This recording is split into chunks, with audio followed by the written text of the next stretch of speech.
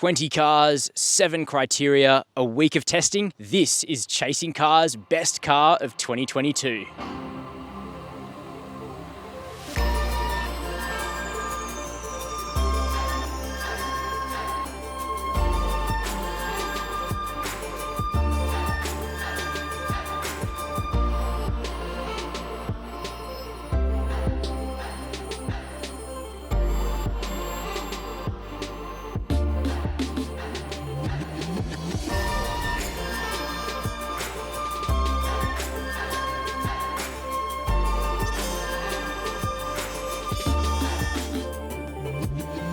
The reason we're staging Chasing Cars' best car of 2022, our car of the year, is really because we should. The pace of change in the car industry now is immense. Electrification, autonomy, but also just cars getting really quite expensive and the price of fuel also escalating. So this is a perfect opportunity for us to grab the 20 best models from the last 12 months and find which ones deliver the best value for money, holistically speaking, and which ones advance the car industry the most. We've got 4 judges for our first Chasing Cars Car of the Year.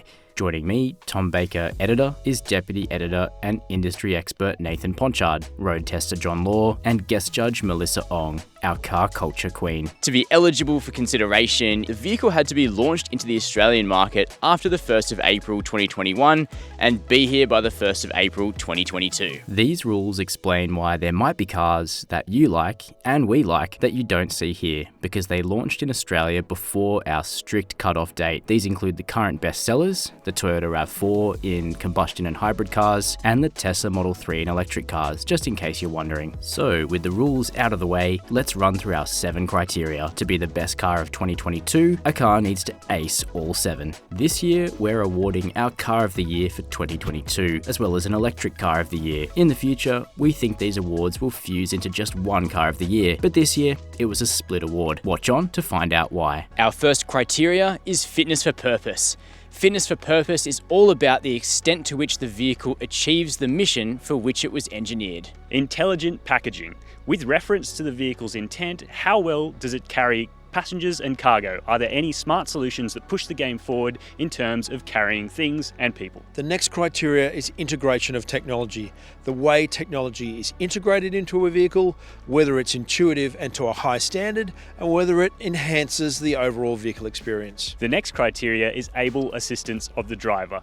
What safety systems are included, how well are they tuned to help the driver, and how does the vehicle perform in passive safety maneuvers? And next criteria is reward behind the wheel, determining whether a car accelerates, brakes, steers, rides and handles appropriately, as well as whether it achieves a new, better balance. The next criteria is money well spent, not only factoring in the price of the car driving out of the showroom, but the ownership costs over 100,000 kilometres. Our final criteria is advancement of the automobile. To what extent does the vehicle push forward the state of the art in new car manufacturing? Those are the 7 grounds on which we're assessing the field of cars we've assembled. So let's see how our top 20 new cars from the last 12 months of Chasing Cars testing fared up against stiff competition. With a dedicated testing facility and the brilliant roads of the Australian Capital Territory at our disposal, we got straight on with the job. The Citroen C4 isn't a big seller, but this plush small SUV from France impressed us at launch. It costs $37,990 in a single Shine variant. If you're looking for a quirky small car in this field, then you're sort of stuck between the C4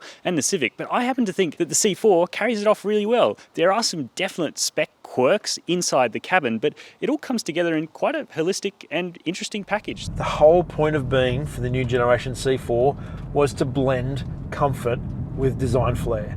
But the thing is, it just doesn't have the all-round ability that a lot of modern cars have. And because it doesn't do that, it just doesn't quite hit the highs that you really want it to. When it launched, the Honda Civic shocked with its high $47,200 drive-away price, but Ponch says the handling is among the best in class. Can the Civic overcome its cost? For anyone who grew up during Honda's Japanese BMW period of the late 80s and early 90s, this car has been a really long time coming. And so the Civic's entry to our car of the year is all about seeing how close it is to succeeding in reviving that premium level of driver appeal and finish and looks. And I think for a start, the paint on this car and the styling of it are already winning for us. The Honda Civic now only comes in one trim, and whilst it's feature packed, the safety features aren't all quite there yet. Hopefully we see this in the future Type R model. The concern we have about the Civic is that it would make so much sense at $42,700 drive away. Unfortunately, it's $47,200 drive away, and that puts it right beyond the top of the range Mazda 3, even the Volkswagen Golf, which has gone up in price, and into the territory and hunting ground of an Audi A3 with its luxury badge. Subscribers will know that we're running a Hyundai i20N as a long-termer, and this hot hatch has charmed our whole team. But how does the i20N stack up in this company? Not only is the Hyundai i20N a blast to drive on the road and track, but it's also incredibly well packaged. You can fit 4 in that car super easily, even a tall adult like me, and you've got a really usable boot. The i20N is made for fun. Hyundai have definitely built this car with the track day enthusiast in mind. And that translates well on the road too. While the i20N's safety systems are intuitive and effective, they have failed to put in adaptive cruise control. And that's something Hyundai is yet to do on a car with a manual transmission. With so many hot hatches getting more expensive, we love the i20N's value for money. But other cars in this field had even more breadth. The old Isuzu MU-X was a good tow vehicle, but it was a bit of a misery to ride in. A vastly improved new model, starting at $48,900, was good enough to make our top 20 cut. This vehicle type, which is a wagon body plonked on a ute chassis, has been maligned over the years for being not very good. But this generation of Isuzu MU-X deserves its position here at Car of the Year because it is not just a better looking car than the old car, it's actually really well packaged, really thoughtfully presented, and really good value. And that's why it's here. The Isuzu MU-X really moves the game on for how a body-on-frame SUV goes down a country road up to a point. And that point is where the poorly tuned ESC system grabs in an overbearing manner and really ruins this car's otherwise pretty decent flow.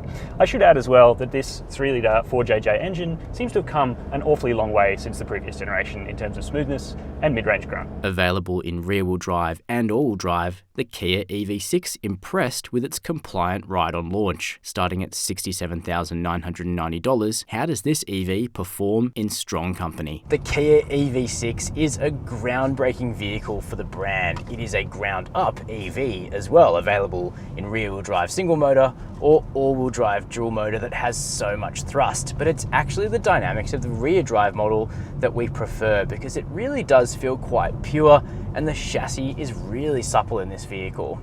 The main problem with the EV6's dynamics is that Australia is currently saddled with a non-local steering tune which just doesn't live up to the superb suspension tune which was performed here in Australia, and you can really tell because the ride is just excellent on this vehicle, but it's just not as cohesive across all of those elements as a vehicle as good as the EV6 deserves to be. The very limited supply of EV6 in Australia wasn't lost on our judges, and nor was the stodgy steering or the fact it's dearer than the Ioniq 5. All of that is, of course, solvable. Lexus has expanded the NX range with plenty of engine choices and 17 different variants that start at $60,800 with a small upcharge for hybrid. So, is there a sweet spot to this new luxury SUV? The NX is a third of Lexus's sales here in Australia, so it makes sense that the range is really broad. It has hybrid, turbo, naturally aspirated, and plug-in hybrid, but our concern is that you have to spend a bit more than you used to get an NX with all the features inside. There's no question that the latest generation Lexus NX is a far better car to drive than the model that it replaces. However, it doesn't quite hit the highs that it needs to in terms of refinement from the petrol engines, which are often paired to an electric hybrid system in the range. We love the inclusion of a plug-in hybrid with a useful 69 k's WLTP of electric driving range. But the petrols are thrashy, and the dynamics from this transverse-based SUV just can't quite match the highs of vehicles like the GV70, which are rear drive based, that we also had on test here. We loved the first Subaru BRZ, and the new one has a torquier engine and more refinement. With the Toyota GR86 still months away, is the $38,990 BRZ perfect? The Subaru BRZ is such a pure little sports car, and we love driving it here at the Sutton Road driver training facility, but it just misses out on having all the adaptive safety kit when you've got it in manual transmission form like the one I'm driving here, and that's a real shame because although the Auto has everything, the Hyundai i20N with its manual gearbox still has all the fruit, and I think it's a bit of a shame that Subaru left that out. So that means that this car that is as close as you can get to a Porsche driving experience for under 50 grand has to be knocked out from our testing. We get it. This is meant to be a pure sports car, but this is Car of the Year, not Sports Car of the Year. That comes later. In our search for the best car of 2022, our judges agreed that a now basic safety system like simple forwards AEB is non-negotiable. The Toyota Kluger kicks off at $47,650, and it's the right car at the right time for many Australian families, given it links optional hybrid efficiency with 7 seats, a good recipe when the cost of petrol is on the up. One of the coolest things about the 7-seat Kluger is that it actually has some packaging things that really matter for families. In the middle row, the left seat on the curbside in Australia is actually the one that slides forward, although both sides slide really easily. It has air vents built into the rear wheel arches for the third row, and it has among the best room behind the third row if you're still using the boot, but it does compromise a little bit on third row space for adults. Probably the best thing about the new Toyota Kluger is that it offers Australian families a big 7-seat SUV with a hybrid powertrain which uses about 6 litres per 100 k's in the real world, and we gave it a lot of credit for that. There's still the big traditional V6, which sounds great, but refinement overall is a general issue for the Kluger. It tosses itself into corners with aplomb and real agility, but it lacks a feeling of solidity on the road that you'll find in some rivals like the Kia Sorento, though to be fair, those vehicles are smaller. Ultimately though, the Kluger lacks the surprising suppleness of the smaller RAV4's ride and handling, and the cabin tech is a generation older than what the Americans receive in the same SUV. Australia and the Toyota Land Cruiser go hand in hand, but it's difficult to get your hands on the new 300 series, which starts at $89,990. So is the big rig worth the hype? A lot of people reckon if you were going to drive across Australia, you'd want to do it in a full-fat Toyota Land Cruiser. The new 300 series has made a big splash this year, but it's very expensive and it's very scarce. So does this four-wheel drive have what it takes to be the best car of 2022? The core part of the Land Cruiser 300 series appeal is its powertrain. That V6 diesel is absolutely stunning and really is the star of the show. Its dynamics are a big step forward from before, although the GR Sport is the star, not the Sahara that we're in right now, and neither of them quite hit the mark when it comes to active safety equipment.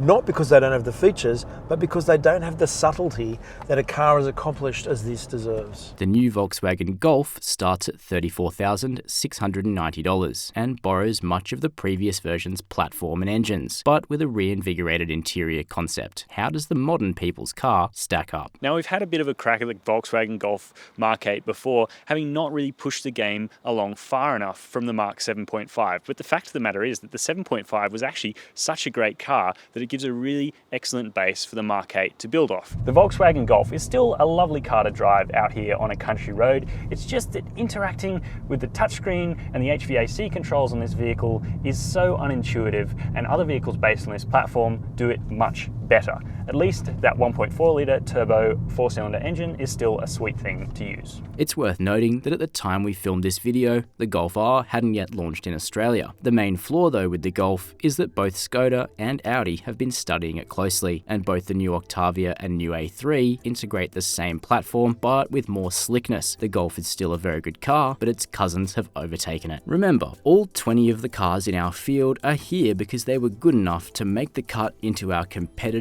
Car of the Year program, but our judges are looking for greatness. Our first 10 contenders can hold their bonnets high, but the next 10 performed especially well at our proving ground, while also deeply impressing our judges with their packaging and value, so these cars proceeded to more challenging road loops for further assessment. The Audi A3 makes use of the Golf and Octavia's MQB Evo platform, but the Audi has more powerful cabin tech, plus additional refinement and efficiency thanks to a new mild hybrid engine and brawnier S3. Do you get what you pay for? Even more so than the previous model, this latest Audi A3 has truly come into its own.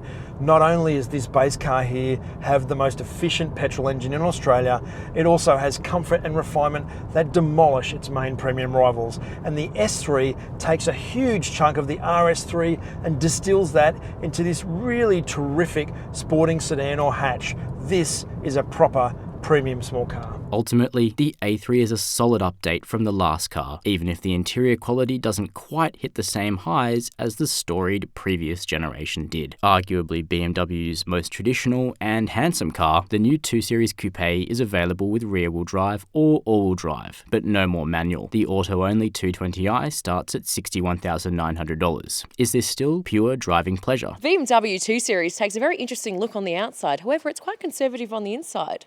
But once I drive it, I wonder if it's going to win me over. The new 2 Series Coupe doesn't really do anything new. It just takes what was already there for a rear drive or rear drive biased 2-door 4-seat sports coupe and elevates that to a new level of consistency and finesse.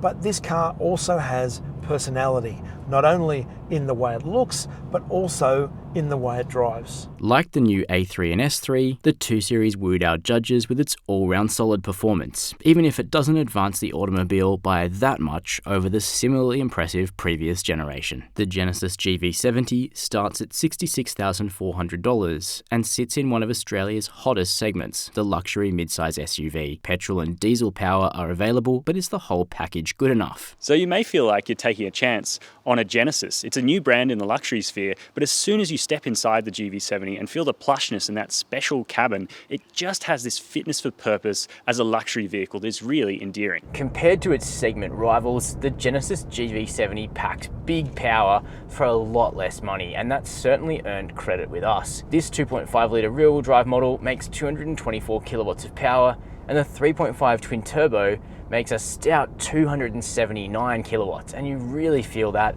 along with the rear-wheel drive nature of this car and the rear-wheel drive bias of the V6. They're both really quite tail happy. They steer and handle well too. The problem continues to be the fact that the 4-cylinder models cannot be optioned with adaptive dampers, and their ride on passive dampers is just not good enough. It's quite jittery on Australian country roads and too firm in town for what needs to be a luxury vehicle. Additionally, the lack of a hybrid drivetrain is a concern because both petrol engines are so thirsty, but a fully electric GV70 is on the horizon. Looking like an 80s vision of the future, the Hyundai Ioniq 5 promises the same ultra-fast charging speeds as the Kia EV6, but in a very different body, while kicking off at $71,900. The Hyundai Ioniq 5 really deserves to be here at Chasing Cars Car of the Year, and it also deserves to be competing on level pegging with all the other combustion vehicles we have here on test and the other EVs. That's because it packs a 3-metre wheelbase into a mid-size SUV-sized package,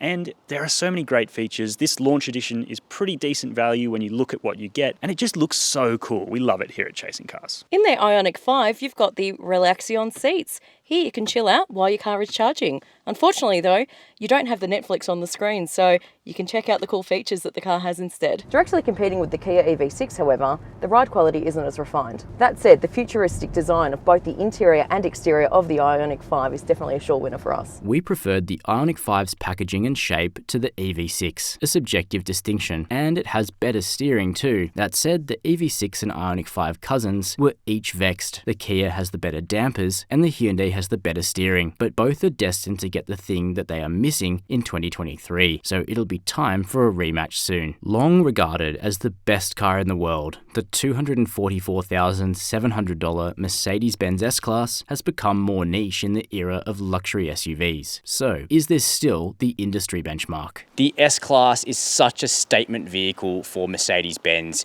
It might be about to be doing double billing with the EQS electric flagship in the range, but really, once you've been in this thing, it's very hard to avoid the conclusion this is the flagship Mercedes. The W223 Mercedes-Benz S-Class is arguably the pinnacle of the combustion engined limousine. It might be the last of its kind, but it is clearly the best, at least in terms of Mercedes-Benz sedan. This car's agility, comfort, refinement and elegance are way beyond where Mercedes-Benz has been here before and other limousine rivals, and that's what makes this car outstanding. Able assistance of the driver means a vehicle doesn't just have a long list of safety features, which is important in 2022.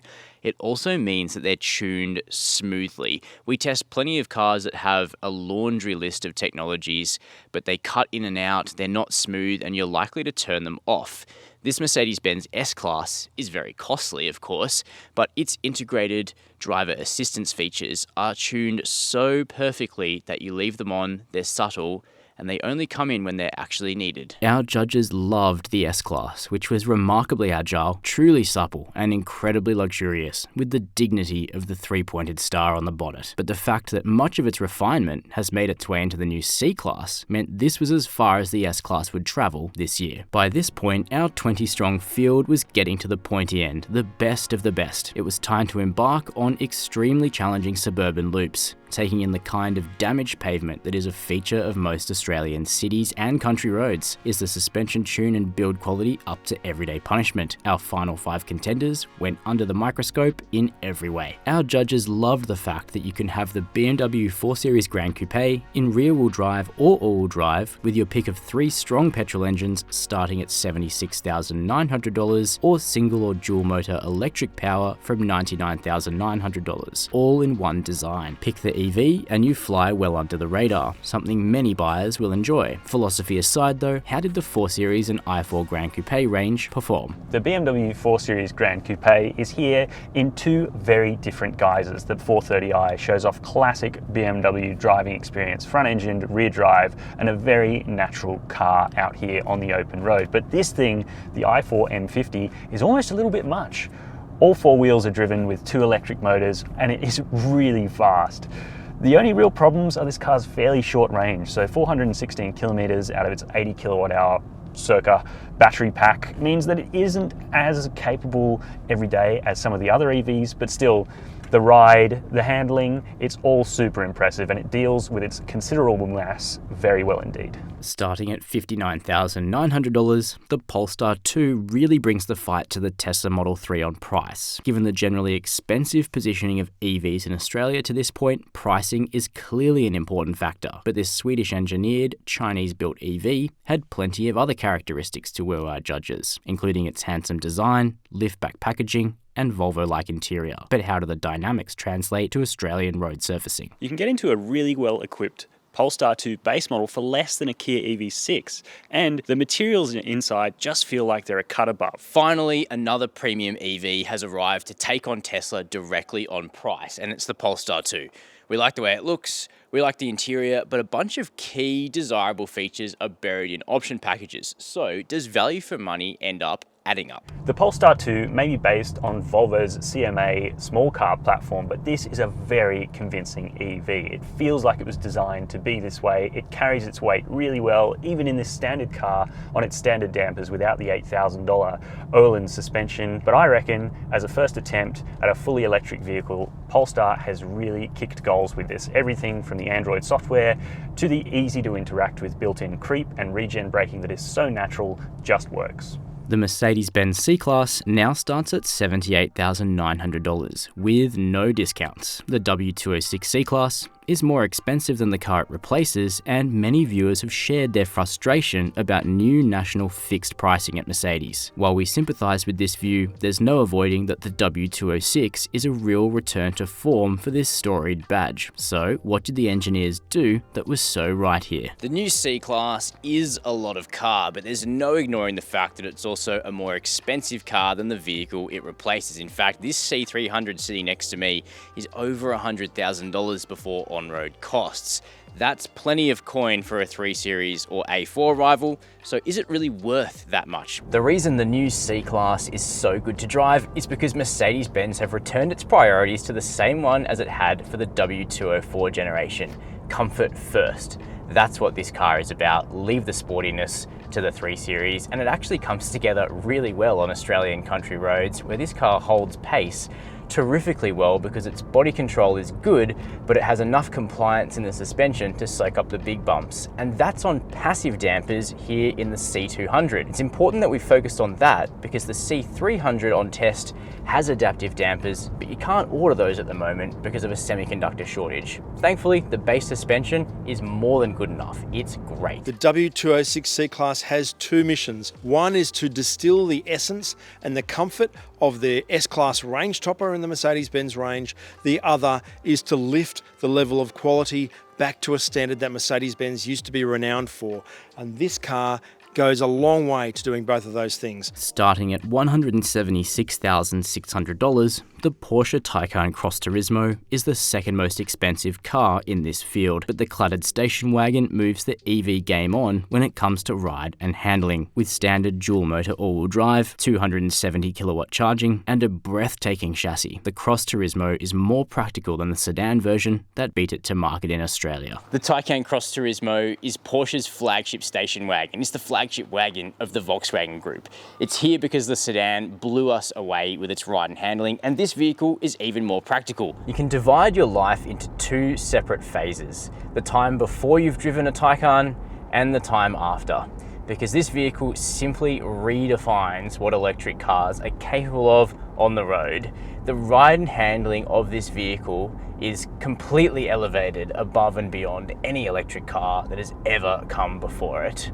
You do pay for the privilege, that's for sure, particularly with this spec'd up Taycan Turbo Cross Turismo, but we love the fact that even the base Cross Turismo, the 4, has heaps of power, heaps of torque, and the standard air suspension that makes this car so brilliant to drive and really maintains its poise and body control in virtually any situation.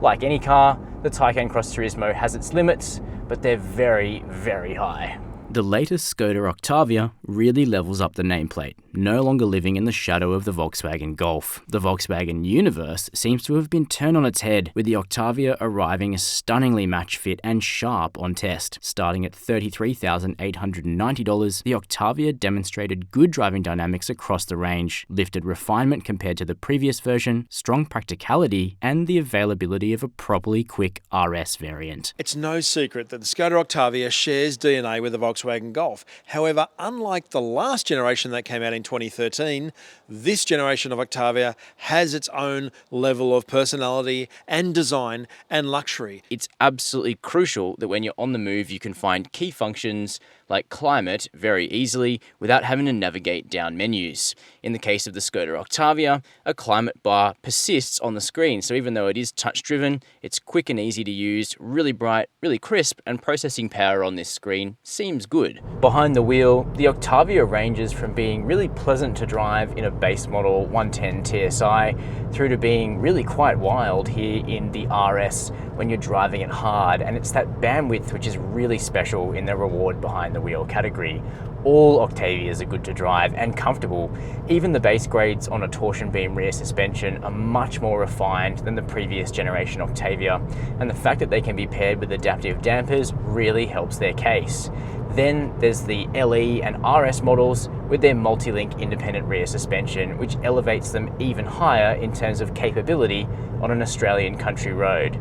There's no doubt that the 2-litre engines and dual-clutch automatic transmission are the pick, but even the base 1.4 and 8-speed torque converter is more than good enough in the Octavia. It's much quieter than it used to be as well. Every car has flaws, even at the pointy end of this year's field. In the case of the BMW 4 Series and i4 Grand Coupes, their surprisingly short 3-year vehicle warranty held them back, as did steering that lacked clarity and the i4 M50's limited range, though the rear-wheel drive i440, unavailable for this test, would likely have performed better. While our judges agreed that the W206 Mercedes-Benz C-Class is a spectacular return to form, especially so in base model C200, it was held back by two faults. The first was the cynical decision not to bring the practical station wagon version back to Australia, and the second is the fact that it's just so expensive. Even a lightly optioned C200 is more than $90,000 drive away. The Polestar 2 really thrilled our judges, and more than once it was within striking distance of a stunning overall win. But while our judges agreed that the Polestar 2's country road performance was fleet-footed and high-speed ride quality was good, the suspension compliance fell apart badly on our punishing low-speed suburban road loop. The everyday ride is just way too stiff and uncompromising for most users, even on 19-inch wheels. Its electricity consumption was also surprisingly high in most disciplines. That leaves just 2 vehicles in our field. Of course, there can only be one overall car of the year, but neither vehicle comes away empty-handed. The Chasing Cars Best Electric Car for 2022, our electric car of the year is the Porsche Taycan Cross Turismo.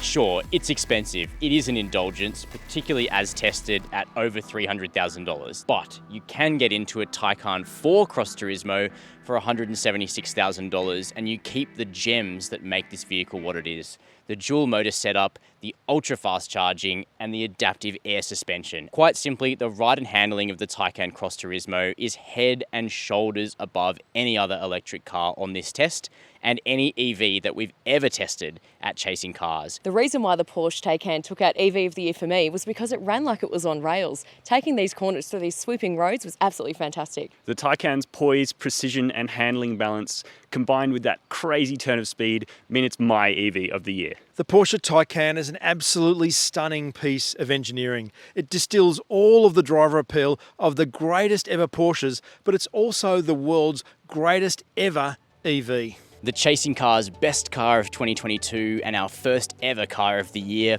is the Skoda Octavia.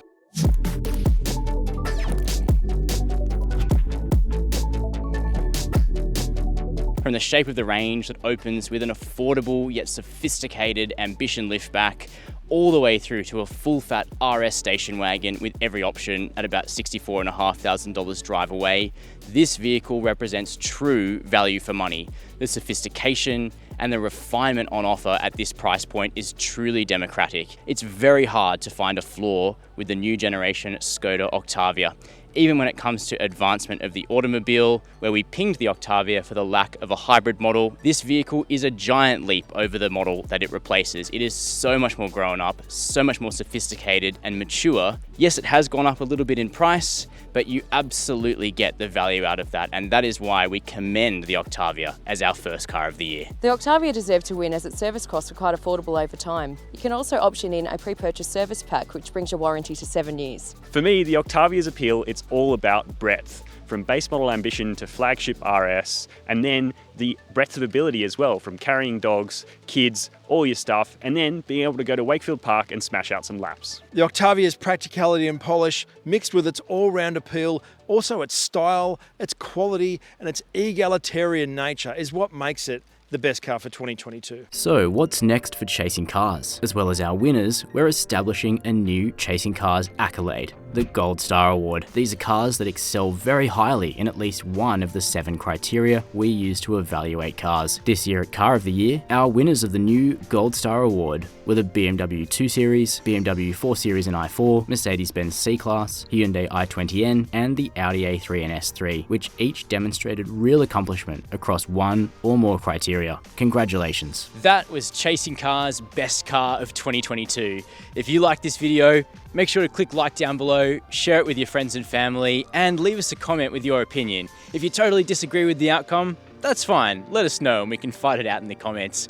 While you're there, make sure to hit subscribe and the notification bell. And as always, thank you for watching Chasing Cars.